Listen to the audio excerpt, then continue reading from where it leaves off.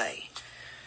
And I'm hoping that in a week from now, when I come back, that I don't have to press pause again, that I can make what I do here a part of my life, not my entire life. You know, when I first started making videos, this wasn't even about Gypsy. I didn't know Gypsy then. We weren't friends. This was about exposing someone's lies that I saw was causing people to invalidate Gypsy's abuse. And it wasn't just about Gypsy. It was about other victims and survivors. You know, when Gypsy was being released, I was like, you know, just her story being out there. Nothing else but simply her story is going to help other victims and survivors. It's going to put Munchausen by proxy on the map. And as rare as people might think it is, it's just rarely diagnosed. There are far more cases than we can probably even imagine, not just with children, not just with young adults, but a lot with elderly people. But then I suddenly saw that opportunity being ruined because people were treating Gypsy like she was supposed to come out of prison and be perfect. Absolutely perfect. I can't even imagine what my life would be like if I was never given the freedom to make mistakes. Most of us, I'm sure almost all of us have been given that opportunity to make mistakes. In our teens, in our late teens, in our early 20s, maybe even still now. And we learn from them and we move on. But when it came to Gypsy, people were expecting her to be perfect. And it's so crazy to me because it's like, it's hard enough for prisoners to come out of prison and transition. So just imagine someone who lived an isolated life for 24 years and then went to prison and then now coming out into a world that may be large to us, but it's even larger to her because she never really lived in it. She lived in her mother's world inside of this world.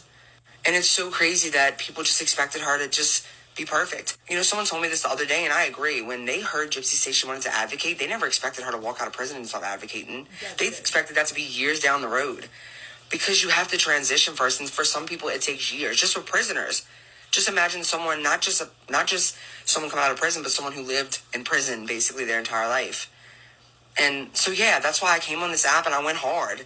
And I've been going hard for 10 months. And somewhere along the way, I've gotten a little lost and entangled in the hate and the chaos that's being spewed all around. And have I partaken in some of that? Yeah.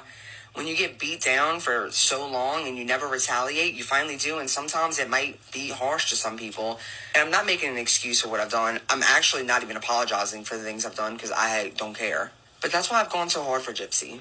What she was thinking in the other room, listening to her mother screaming sometimes. I didn't think anything. I was scared. I was shaking. I didn't have a thought in my brain. It was like it was all not real. I was on a bunch of medications, and I know that's no excuse, but on Xanax, I felt like I had no emotion, and I wasn't thinking right. Beyond manipulation and retaliation. Is she is she taking any sort of, is she like, well, okay, it was me too, or is she trying to put it all on? She takes some responsibility, but not much. I am Barbara Ann and welcome to my channel Straight Out of Context. I appreciate and love each and every one of you that take the time to be here, be with me, watch my videos, and interact with me. For those of you who don't know, that is Bree. That is a friend of GypsyRose Blanchard who she made an announcement to her followers saying that she was going to disconnect from social media for a week. And that she has been going hard and going to bat for GypsyRose Blanchard online for over 10 months. And that she realized looking at stuff around her house that she hasn't touched it or used it in over 10 months. And probably that she's been neglecting those areas in her life. So I full-heartedly agree with anybody that says, hey, I need to take a step back. I need this time. I need to disengage. I need to participate in my real life more than I'm participating in this little box here. And so I full-heartedly agree and respect anybody that does that. But I just want to talk about some of the things that she mentions in that. And you're going to notice some things in the background. She came on here solely with the intention of exposing someone's lies. Well, we know that that someone wasn't me because up until 5 months ago, I completely was underneath their radar. I did my first video about GypsyRose's lies from this. She says under oath that Nick never R-worded her. This actually got banned and pulled down because I had to change the R word. All of that I went over in another video, but this was on November 27th, 2023, a whole month and a day before she was released from prison. I also in this video take a little clip from a trailer for the upcoming Prison Confessions where she says that Dan was the first person she ever told that she could walk. She also says that Nick was the first person she ever told she could walk. So I've been noticing these discrepancies for over a year and largely been asking myself, if this person will lie like this under the stand, are they really rehabilitated? Which is the whole point and principle of the prison system. So I don't know who she's referring to when she talks about exposing the lies, but that's largely what a lot of us have done here. And to no harm of just we're posting the videos of her saying one thing, saying another, and allowing other people to conclude their own opinions, thoughts, and feelings on that, which is their civil and constitutional right to do so. Invalidating abuse of other survivors and victims. That's really funny because I don't know what she would classify the whole Kate thing. And especially knowing that I'm a cancer survivor of stage 3 cervical cancer, knowing that I am physically disabled and I have a rare genetic connective tissue disorder, and that I also have fibromyalgia, and also knowing that I'm an abuser myself, I wonder why she would harm other survivors and victims at the expense of Gypsy. GypsyRose Blanchard, putting Munchausen by proxy on the map. Actually, no, that's not true. If you pay attention to my background throughout all of this, you're going to see that this person was making themselves the face of this, unbeknownst to other people who really have survived this type of ABUSE. The opportunity to be free to make mistakes as a young teen or a young adult. Well, GypsyRose was a month and a half away from her 24th birthday, I believe, when she unalived her mother. So murder is not a mistake. That is a premeditated, life-altering event that you choose to embark on.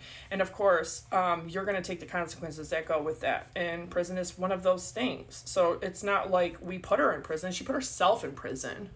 But that's not the same thing as cheating on a test or breaking something that you borrowed and failing to replace it or be honest about it. That people expected GypsyRose to be perfect. No, everybody knows that she's not perfect. I mean, she committed the act of unaliving her own mother and putting her autistic boyfriend in prison and throwing him under the bus for it all. So all of the things that you're seeing in my background here, that's all a part of her trying to tell us she's perfect when she's not.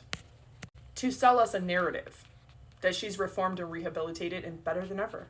People should be free to make mistakes and move on. No, when you make mistakes, you atone and you make amends for that. Then you're able to move on. Otherwise, you're not doing anything, just going around harming people, and you're acting the motions out, but you're not really learning from your mistakes. That's the biggest point in all of that. You should be free to make mistakes and move on. No, you should learn from your mistakes. That's what anybody on this planet should be doing with their mistakes. If and or educating others. Prison transition is hard enough. Again, we didn't put her in prison. She put herself in prison. And, you know, the whole thing getting out in 8 years, I mean, she got the plea deal of the century with that one. Rehabilitation and reformation is the entire point and principle of prison punishment. She was in a prison and then her mom's prison and then out. And everybody expected her to be perfect. Again, pay attention to my background. Nobody asked for any of this. This was pushed on us. Now, we're not even going to get into the whole advocacy thing because this is her own statement with the advocacy stuff. And then she goes on to the San Francisco State University to talk about how and why she's advocating. And that's where a lot of people had a problem because she didn't anticipate other survivors and victims, which is 92% of the entire global population of 8 billion people. Yeah. They're not going to be okay with advocating until somebody starts with the full truth and their real story. She was in prison basically her whole life. Well, I don't know. Her dad is equally to blame for that. Bree becomes lost and entangled in the hate. Yeah, I know. You've never even verified anything with me, came to me, talked to me at all, and look at what you helped people do to me. but you're not sorry for it. There's no excuse, because she says verbatim, she is not sorry for what she's done, and it's not an apology. But Bree says there's no excuse, but she's not sorry for what she has done. So why should anybody else be sorry for telling the truth and telling their own opinion on their own platform?